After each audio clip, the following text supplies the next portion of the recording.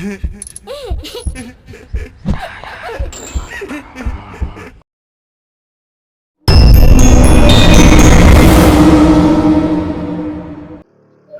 আজ অস্বাভাবিক শান্ত। বাতাস থেমে গেছে, চারপাশ নিস্তব্ধ, যেন প্রকৃতি নিজেই অপেক্ষা করছে কোনো অঘটনের জন্য। শফিক সাহেব একাই হাঁটছিলেন হাসিমপুর শিল্পাঞ্চলের রাস্তা ধরে। রাস্তার ল্যাম্পপোস্ট গুলো যেন ক্লান্ত, দু একটা সামান্য আলো জ্বলছে, বাকিগুলো নিভে আছে। হাওয়া নেই, অথচ শুকনো পলিথিন গুলো রাস্তা ঘেঁষে সরসর শব্দ করে উঠছে, যেন কেউ অদৃশ্যভাবে পাশ দিয়ে পা টেনে টেনে হেঁটে যাচ্ছে। দূরে দাঁড়িয়েছিল একটা বিশাল অন্ধকার কাঠামো, ভাঙ্গা জানালা দিয়ে ভিতরের অন্ধকারটা যেন আরো গভীর মনে হচ্ছিল।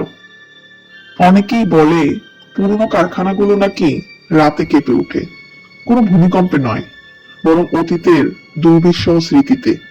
আর সেই কোন স্মৃতির মাঝে দাঁড়িয়ে আছে হাসিমপুর টেক্সটাইল মিলস, যেখানে শেষ শিফটের কর্মীরা নাকি এখনো তাদের কাজ শেষ করতে পারেনি। শফিক সাহেব পেশায় ডকুমেন্টারি ফিল্ম মেকার। অপঘাত, ভুলে যাওয়া গল্প আর চেপে রাখা সত্য, এসবের টানি তাকে নির্ভয়ে এগিয়ে যেতে সাহস যোগায়। আজকে তিনি যে মিলটা পর্যবেক্ষণ করতে বের হয়েছেন, মানুষ বলে সেটা বহু বছর আগে বন্ধ হয়ে গেলেও রাত 12টার পর যন্ত্রপাতিগুলো যেন আবারও সচল হয়ে ওঠে। মনে হয় অশরীরীরা এখনো তাদের অসমাপ্ত কাজ শেষ করার প্রয়াস চালিয়ে যাচ্ছে। ভবনটা দূর থেকেই দেখা যায়, ভাঙ্গা জানালা, মরিচা ধরা চিমনি, আর বাতাসে ভাসমান একটা অদ্ভুত গন্ধ, ধুলো, তেল আর পুরনো ঘামের মিশ্রণ। মিলের সামনে দাঁড়িয়ে শফিক সাহেব মিলটা পর্যবেক্ষণ করছিলেন। ঠিক তখনই কানে এলো একটা অদ্ভুত শব্দ, যেন কেউ ভারী বুট পরে লোহার মেঝে দিয়ে হাঁটছে। শফিক সাহেব কিছুক্ষণ অবাক হয়ে দাঁড়িয়ে রইলেন। শব্দটা আপনা আপনি কিছুক্ষণ পর মিলিয়ে গেল। মিলের ঠিক পাশেই একটা ছোট চায়ের দোকান। দোকানে বসে আছে চুপচাপ, কোনো খরিদ্দার নেই। অথচ এত রাতে এই শুনশান নীরব ভুতুড়ে জায়গায় কেই বা চা খেতে আসবে? শফিক সাহেব কাছে গিয়ে দোকানিকে জিজ্ঞেস করলেন, ভাই, এখানে রাতে কেউ থাকে? দোকানি খুব ঠান্ডা গলায় বললেন, কোনো মানুষ থাহে না, তয় হুইসেল বাজে। শফিক সাহেব কথাটা শুনে থমকে গেলেন। হুইসেল? এই ভাঙ্গা মিলে? দোকানি তাকিয়ে রইল ভবনটার দিকে। তার চোখে ভয়, কিন্তু অভ্যস্ত ভয়। মিলটা বন্ধ হইয়া গেছিল 2010 সালে। শেষ শিফটে 18 জন ভেতরে আসিল। আগুন লাগছিল, কেউ বাইর হইতে পারে নাই। তখন থেইকা ঠিক রাত 12টা বাজলে হুইসেলটা আবার বাজে, যেন শিফট বদল হইতাছে। শফিক সাহেব খানিকটা তাচ্ছিল্যের সুরে বললেন, ভূতের গল্পে বিশ্বাস করি না ভাই। দোকানি মুখটা গম্ভীর করে শুধু বললেন, বিশ্বাস না থাকলে ভালোই, কিন্তু যদি ভিতরে যান, অশরীরীদের উপস্থিতি অবশ্যই টের পাইবেন।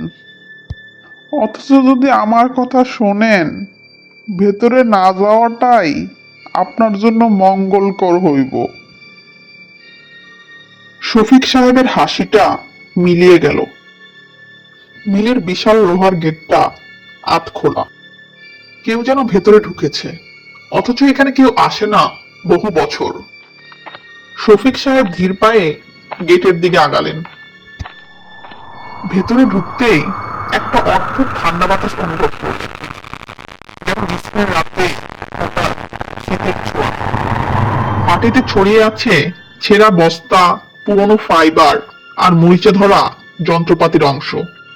তবে মিলের ভেতরের সবচেয়ে ভয়ানক ব্যাপারটা হলো নীরবতা, একটা মৃত নীরবতা।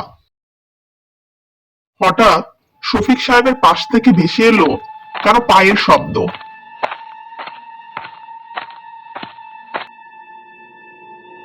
শফিক সাহেব দ্রুত পেছন ফিরে তাকালেন, কিন্তু কিছুই দেখতে পেলেন না। কিন্তু মেঝেতে ধুলোবালির ওপর স্পষ্ট একটা পায়ের ছাপ দেখা যাচ্ছে। পায়ের ছাপটা কিছুটা সামনের দিকে এগিয়ে একটা জায়গায় এসে মিলিয়ে গেছে। শফিক সাহেব অবাক চোখে পায়ের ছাপগুলোর দিকে তাকিয়েছিলেন।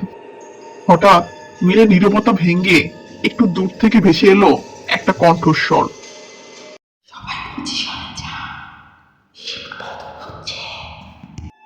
ফিস ফিসে অস্পষ্ট সেই কণ্ঠস্বর। শফিক সাহেব মনে খানিকটা সাহস সঞ্চার করে শব্দটা লক্ষ্য করে একটু সামনের দিকে এগিয়ে গেলেন। হঠাৎ একটা ধাতব শব্দ, তারপর শুরু হলো নতুন কাপড় কাটার আর সেলাই মেশিন চলার শব্দ। কিন্তু এখানে তো কোনো বিদ্যুৎ নেই, তাহলে মেশিনগুলো চলছে কিভাবে? শফিক সাহেবের বুক ঠান্ডা হয়ে গেল। তিনি ধ্বংসস্তূপের মাঝ দিয়ে আরেকটু সামনের দিকে এগিয়ে গেলেন। তখনই শুনতে পেলেন তার ঠিক পেছন থেকে ভেসে আসছে কারো কণ্ঠস্বর। কাজ শেষ হয়নি, কাপড় আনো দ্রুত।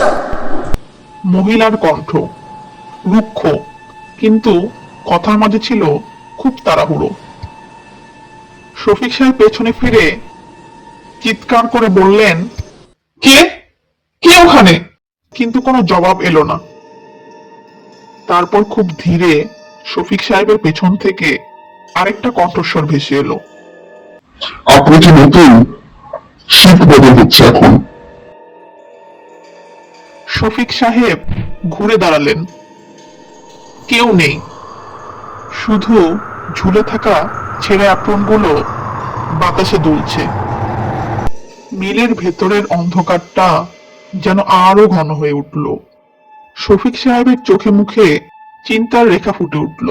তিনি স্থির হয়ে দাঁড়িয়ে রইলেন।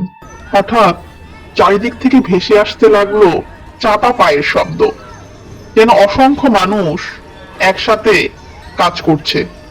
সেলাই মেশিনের আওয়াজ, কাপড় কাটার শব্দ, এমনকি অনেক মানুষের একসাথে হালকা গুঞ্জনও শোনা যাচ্ছে। ঠিক যেমনটা একটা ব্যস্ত টেক্সটাইল মিলের শিফট বদলের সময় হয়। কিন্তু সবচেয়ে ভয়ঙ্কর ব্যাপার হলো এসব সব শব্দই আসছে একটা ফাঁকা পরিত্যক্ত মিলের ভেতর থেকে, যেখানে একমাত্র শফিক সাহেব ছাড়া আর কোনো মানুষের অস্তিত্ব নেই। শফিক সাহেবের চোখ আটকে গেল একটা টেবিলের ওপর, যেখানে ছড়িয়ে ছিটিয়ে আছে ছেঁড়া কাপড়ের স্তূপ আর কিছু অর্ধগলিত মোমবাতি। ঠিক তখনই টেবিলের একপাশে রাখা ধাতব কাঁচিটা নিজে নিজেই নড়তে শুরু করলো, ধীরে, খুব ধীরে, যেন কেউ অদৃশ্য হাতে সেটাকে তুলে নেওয়ার চেষ্টা চালিয়ে যাচ্ছে। কাঁচিটা হঠাৎ শব্দ করে মেঝেতে পড়ে গেল। তারপর মেঝের উপর দিয়ে নিজে নিজে ঘষে ঘষে সামনের দিকে এগোতে লাগলো, যেন কেউ এটা টেনে নিয়ে হাঁটছে। হঠাৎ কিছু একটা শব্দে শফিক সাহেব পাশের দেওয়ালের দিকে তাকাতেই তার মনে হলো তার পুরো শরীর যেন অবশ হয়ে আসছে। তিনি দেখলেন আলো আঁধারের মাঝে সেখানে একজন মহিলার স্পষ্ট ছায়াকৃতি ফুটে উঠেছে। চুল বাঁধা, অ্যাপ্রন পরা, সেলাই মেশিন চালাচ্ছে, সব পরিষ্কার দেখা যাচ্ছে। কিন্তু এক মুহূর্ত পরেই ছায়াটা কোথায় যেন মিলিয়ে গেল। শফিক সাহেবের স্তব্ধ হয়ে দাঁড়িয়ে থেকে এসব ভৌতিক কাণ্ডের সাক্ষী হওয়া ছাড়া যেন আর কোনো উপায়ই ছিল না। শফিক সাহেব মনে খানিকটা সাহস সঞ্চার করে অনেক কষ্টে কাঁপা কাঁপা পায়ে এই অশুভ জায়গা থেকে বের হওয়ার জন্য মেইন দরজার দিকে ফিরে যাচ্ছিলেন। এমন সময় মিলের ভেতরের সব মেশিন একসাথে বন্ধ হয়ে গেল। মিলটা আবার আগের মতো একবারে নীরব হয়ে গেল। শফিক সাহেব চমকে দাঁড়িয়ে পড়লেন। তারপর হঠাৎ বিকট শব্দে একটা সাইরেন বেজে উঠল, একদম মিলের আগুন লাগার সময়কার হুইসেলের মতো, যেটা নাকি 2010 সালের সে আগুন লাগার রাতে শেষবার বেজেছিল। পুরো বিল্ডিং কেঁপে উঠল। মিলের ভেতরের বাতাস অস্বাভাবিক ভারী হয়ে উঠল। কি হচ্ছে বিষয়টা বোঝার জন্য শফিক সাহেব পেছন ফিরে তাকালেন। হঠাৎ কোথা থেকে যেন তীব্র একটা পোড়া গন্ধ এসে লাগলো শফিক সাহেবের নাকে। মিলের ভেতরটা মুহূর্তেই কুয়াশার মতো আবছা ধোঁয়ায় ছেয়ে গেল। মনে হলো যেন মিলের ভেতরে আগুন লেগেছে। চারদিক থেকে শ্রমিকদের চিৎকার ভেসে আসছে। দরজা বন্ধ, খুলছে না। দরজা খোলো, বাঁচাও,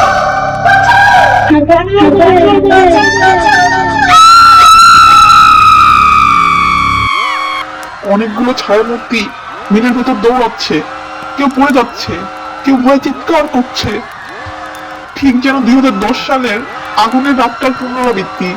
শফিক সাহেব ভয়ে চমকে উঠে বললেন, এটা এটা কিভাবে সম্ভব?